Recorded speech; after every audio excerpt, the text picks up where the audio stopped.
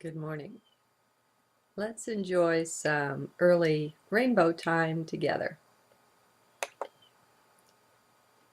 So don't let me be the focus here. I'm just pondering and musing and looking at the sun through the windows this morning. It's actually cold out there, in the upper 40s. I've got the windows open. It's wonderful. Fresh air. We really made a mistake when we sealed up our office buildings, recycling the air. And, they don't have a container that says prana that they inject into the air. So it's a type of starvation of consciousness. Just another way to lock us in left brain robot mode. So I've been pondering time some more. It's one of my favorite things.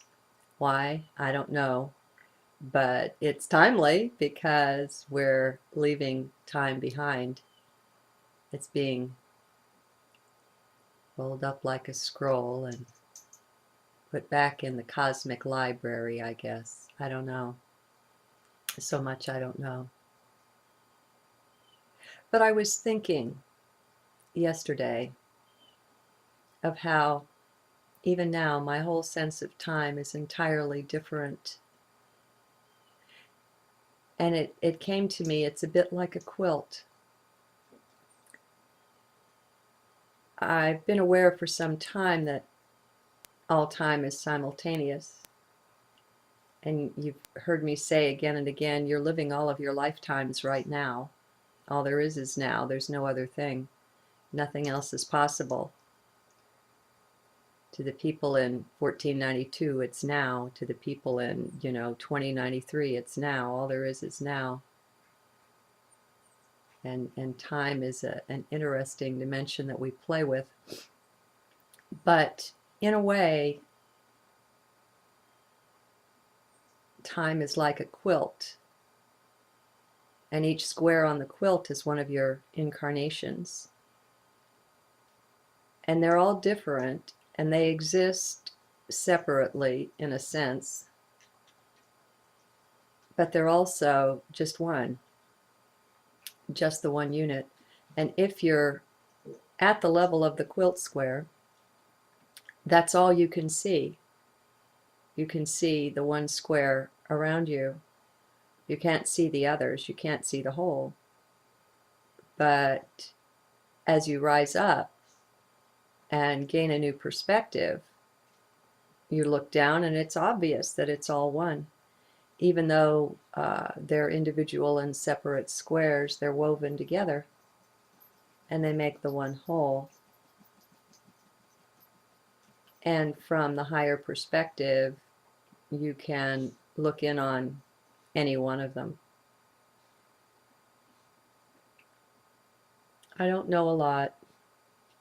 There's very, very little. But to me, that's the very best way to be.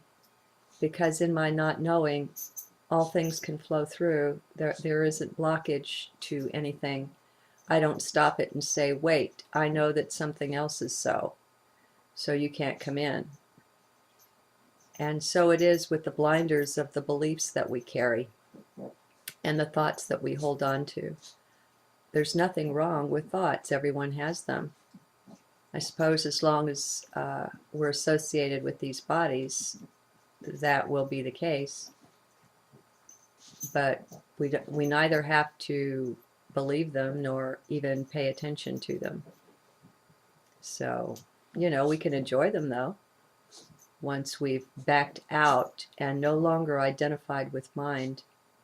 I almost wonder if mind itself isn't a tool of the dark force or hasn't become so. It's become so completely taken over and controlled the way we've been herded into the left brain and reptilian brain way of thinking and reacting. And it's so limited. You look at these, I mean, just in your imagination, look at the ETs. I think everyone pretty much realizes that their science is so far in advance beyond ours as to be amazing. And so you've got beings. Now we're talking about the negative ones here, okay? Which is a shame in a way because they're such a small percentage of the whole. The positive ETs are not intrusive like the negative ones, and so you don't see them bullying their way around, pushing into people's awareness with manipulation and so on. But they are the vast majority. Just like here on Earth, the vast majority of people are quite wonderful. And the people that are lost are in the minority. They might run things, but they're in the minority. But you look at these whole civilizations of beings, like the Star Wars bar scene, all kinds of beings, reptoids, insectoids, who knows what. But the negative ones in particular, I guess most of them originate from Orion. And a lot of them are in the reptilian form, but don't get that confused either.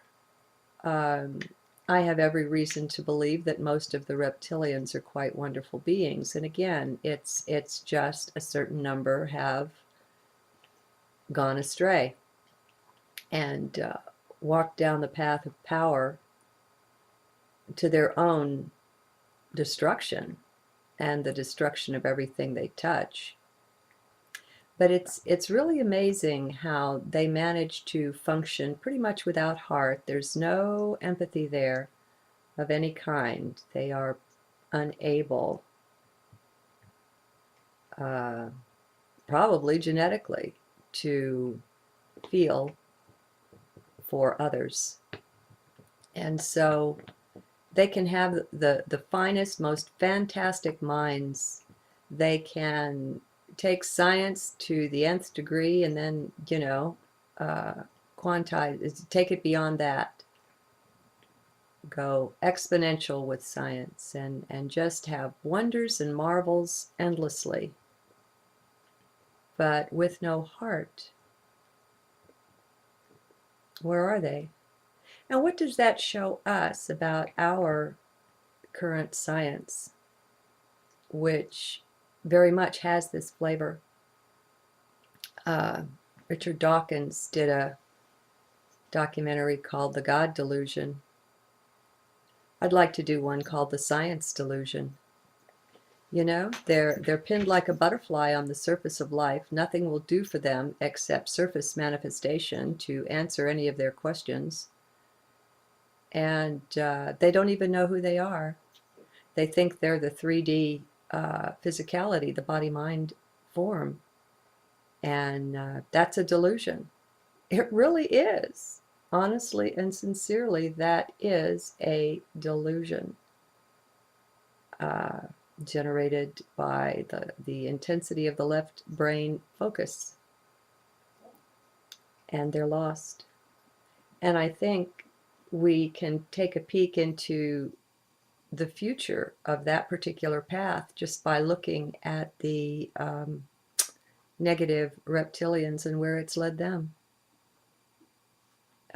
So many of these races that have gone astray, there are ETs and aliens that believe in a prime creator or some sort of a god.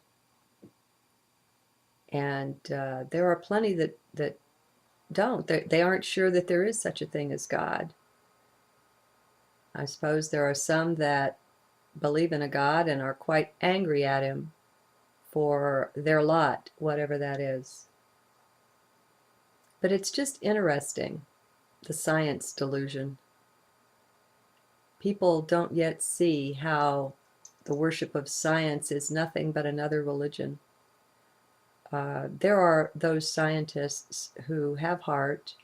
There is that science, quantum physics reunites spirit with science. And that's the way it's meant to be. We don't need religion, in my opinion. Spirituality, I mean, things are spiritual, and so that's wonderful, but it doesn't require a doctrine and a dogma. I think those just get in the way. So, you know, that's not my way. But it would be hard to say that I'm not spiritual, or that that isn't my focus. I don't know.